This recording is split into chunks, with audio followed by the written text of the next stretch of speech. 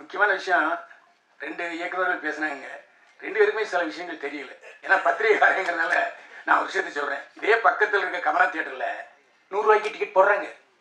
ஒரு நாள் பூரா போடுறாங்க. காசி தியேட்டரில் ஒரு நாளைக்கு 100 ரூபாய்க்கு டிக்கெட் போடுறாங்க. புதன்கிழமை அங்கே போடுறாங்க, இங்கே அதே புதன்கிழமை போடுறாங்க. இதே பாரம்பரியம் போடுறதுக்கு என்ன கேடு? அங்கே சிஎஸ்டி இல்லையா? ஸோ தெரிந்து கொள்ளுங்கள். இந்த மாதிரி 2 திரையங்க முன்னு வந்திருக்கு. உட்காந்து பேசுங்க. எதுக்கு புரோக்கர்கள் நம்புறீங்க? இது ஒரு கேள்வி. இன்னொரு கேள்வி, அவருக்கு சொல்றதுக்கு பயந்தாரு. நான் சொல்றதுக்கு பயப்பட மாட்டேன்.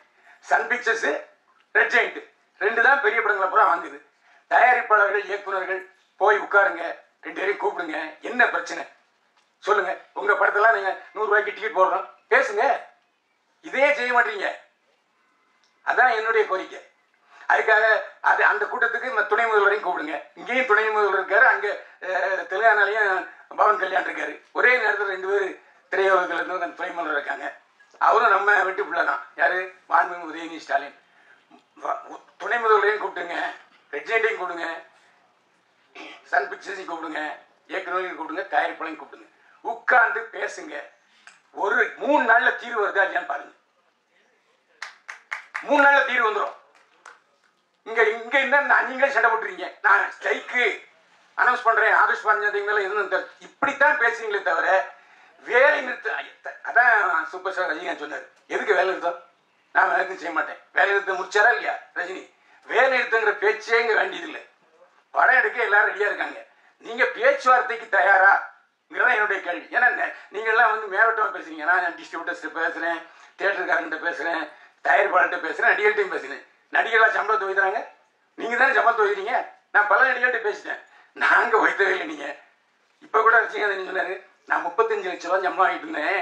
பிரியா படத்துக்கு தயாரிப்பாளர் கதையோசனை எடுத்த பஞ்சநசல் தான் சொன்னாரு. யோ எங்கயா நீ, உனக்கு கவர்னரியாம நீ 35 வாங்கிட்டு இருக்க, 1,10,000 சம்பளையா?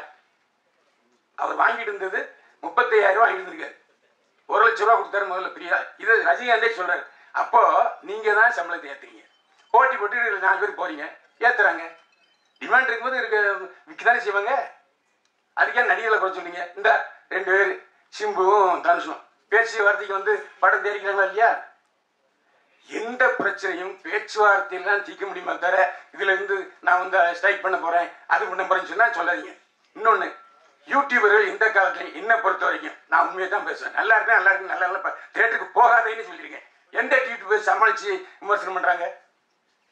எப்ப இந்த யூடியூபர் சமாளிச்சு நல்ல படம், நல்லா இல்லாத படத்துக்கு யாருக்கா நல்லா இருக்குன்னு சொல்லிருக்கீங்களா? அந்த குற்றச்சாட்டை வாபஸ் வாங்கிங்க. நீங்க நடிச்ச படமே வெளிவரல, அதுவும் எங்களுக்கு தெரியும். ஆனா இப்பதான் நம்ம உங்காட்டேன்னு சொல்றீங்க. நாங்களாம் இருக்கோம்யா.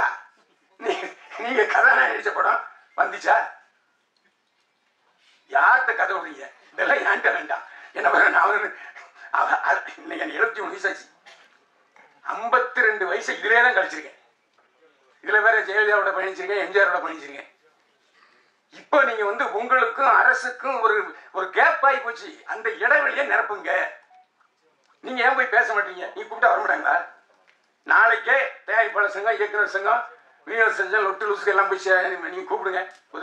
மாண்புமிகு உதயநிதி ஸ்டாலின் வரமாட்டேன்னு சொல்லுவாரா? இதானங்க ஒரு பிறந்த வீடு. அவருக்கு இன்னைக்கு துணை முதல்வர் பதவி கிடைச்சிட்டுனாலே அவர் நடிகருங்கிறனால தான். இல்ல நான் யாராச்சும் சொல்லுங்க வைப்போம். அவருடைய தேர்தல் 2 தேர்தலையும் அவர் தான் தனியாளா போய் திமுக பிரச்சாரம் பண்ணார். அதனாலதான் அவருக்கு இந்த பதவி. இன்னைக்கும் உதயநிதி ஸ்டாலின் மக்களுக்கு தெரியுது, துணை முதல்வராக தெரியாது, நடிகராக தான் தெரியும். அந்த அளவுக்கு தாய் வீடு இருக்கு. நீங்க பேசுறது கூச்சப்படுறீங்க. நடப்பு தயாரிப்பாளர் சங்கம், கில்டு, லொட்டு லொசுக்கு இதெல்லாம் வேண்டாம். எல்லாரும் ஒருங்கிணைத்து ஒரே குரலா நான் சொன்னது, கமலா தியேட்டர்லையும் காசி தியேட்டர்லையும் 100 ரூபாய் டிக்கெட்டு அன்னைக்கு ஃபுல் ஆகுது. 4 ஷோ பண்றாங்க, 4 ஷோ ஃபுல் ஆகுது. அப்ப என்ன அர்த்தம்? ஒரு 2 தியேட்டருக்காரங்க லீட் எடுத்து செய்யறாங்க இல்லையா? அதே மாதிரி 100 ரூபாங்கிற 150 ரூபா. எம்ஜிஆர் நான் அடிக்கடி சொல்றேன். அதாவது சஃபேரு, அப்புறம் கேசினோ, இன்னும் 5-6 தியேட்டர்ல இங்கிலீஷ் படம் தான் போட்டே இருந்தாங்க. அப்போது முக்தா சீனிவாசன் தான் தயாரிப்பாளர் சங்க தலைவர். நேரா போனார் முதல்வர் எம்ஜிஆர். இந்த மாதிரி உடனே அவர் போட்டார். ஒரு வருஷத்துக்கு 3 மாசம் தமிழ் படம் எல்லா தியேட்டர்லையும் திரையிட ஜீவோ போட்டாரு. அதுக்கப்புறம் தான் சஃபேர்ல பில்லா ரிலீஸ் ஆச்சு. இந்த மாதிரி அரசுக்கும் நம்ம திரைப்பட தொழிலுக்கும் ஒரு அணுக்கமான நுணுக்கமான தொடர்பு இருக்கணும்.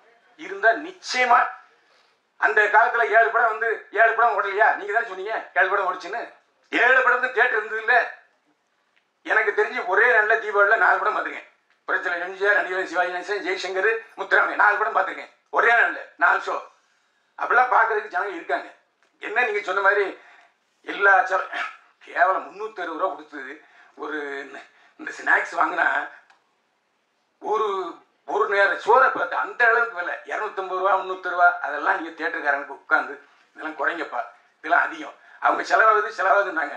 நான் தான் திரும்ப சொல்றேன், காசி தியேட்டர்லையும் கமலா தியேட்டர்லையும் 100 ரூபாய்க்கு போடுவதற்கு தயாரா இருக்கும் பொழுது 150 ரூபா தயாரா இருக்க மாட்டாங்களா?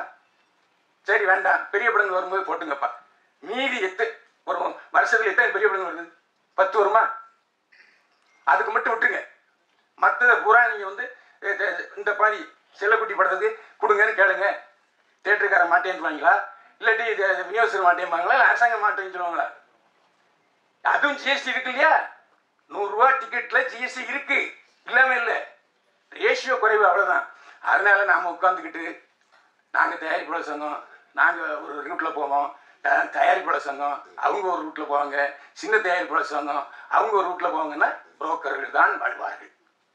நான் தான் சொல்றேன், இன்னைக்கு ரெட் ஜெயண்ட் மற்ற சன் பிக்சர்ஸ் இல்லைன்னா உடனே ஒரு 10-100 தியேட்டர் கிடைக்குமா? புரோக்கர் தான் தேடி போறீங்க. ஏன் அவங்க நேரடியாக தியேட்டருக்காரங்களோட பேசுறதுக்கு வசதி இல்லையா? அதுக்கு ஒரு அமைப்பை அமைங்க. தியேட்டர் அதிபர்களும் பேசுவதற்கு ஒரு அமைப்பை நீங்களே அமைங்க. யாரும் மாட்டேன்னு சொல்லுவாங்களா? இன்னைக்கு அவங்க உட்காந்துட்டு ப்ரெஸ் மீட் பண்றாங்க. எங்களுக்கு பத்தலை, இன்னும் ஏற்றி கொடுனா எங்க போய் இப்போ ஏற்றி கொடுக்குறது? ஒரு பத்திரிகையாளன் என்கிற முறையில் இவ்வளவு நாள் இருந்ததுல என்னுடைய அறிவுரைகளை சொன்னேன். ஏன்னா என்ன காரணம்னா சில விஷயங்கள் தெரியாம இருக்காங்க. இந்த பேரரசுக்கும் சரி, உதயகுமாருக்கும் சரி, இந்த நான் இப்ப 2 தியேட்டர்ல 100 ரூபாய்க்கு போடுறது தெரியுமான்னா தெரியாது. அதுக்கு தான் பத்திரிகாரன் தேவை.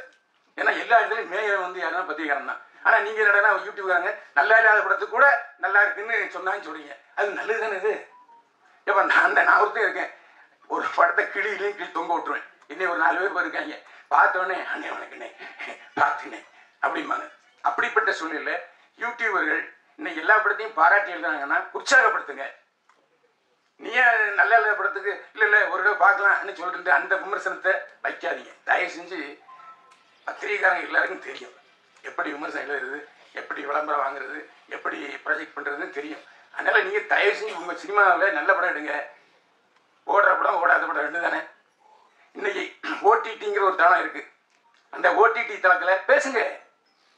ஓடிடி தளம் 4 தளம் இருக்கு இல்லையா, அவங்ககிட்ட பேசுங்க. முன்னாலேயாச்சும் சென்னை தமிழ்நாடு ரிலீஸு இல்லைன்னா சிலோன் ரிலீஸு.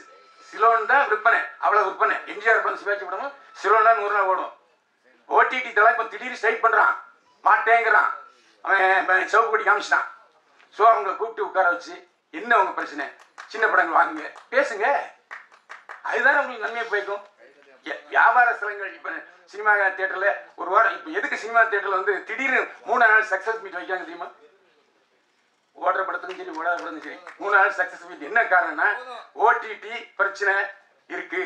ஓடிடியில அந்த தளத்துல இந்த சக்சஸ் மீட் வச்சா தான் நிறைய பப்ளிசிட்டி ஆகுதுங்கிறதுனால தான். இதெல்லாம் தயவு செஞ்சு நீங்க அதை யோசிச்சு முடிவெடுங்க. நன்றி, வணக்கம்.